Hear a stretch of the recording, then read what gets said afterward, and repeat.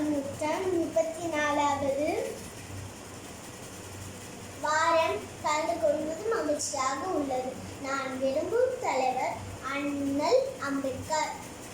விடுதலை இந்தியாவில் முதல் சட்ட அமைச்சராகவும் இந்திய அரசியல் சாசனத்தில் தந்தையாகவும் விளங்கியவர் பீம்ராவ் ராம்ஜி அம்பேத்கர். இவர் ஒரு சீர்திருத்தவாதியாக மட்டுமில்லாமல் அரசியல் தத்துவ மேதையாகவும் சிறந்த எழுத்தாளர் மற்றும் பேச்சாளராகவும் விளங்கினார்.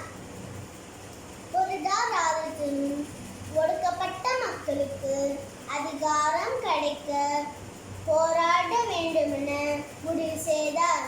ஒரு லட்சியத்தை மேற்கொள்ளுங்கள் அடைவதற்காக விடாமுயற்சியுடன் உழைத்து முன்னேறுங்கள் என்பது அம்பேத்கரின் பொன்மொழிகளுக்குள் ஒன்று.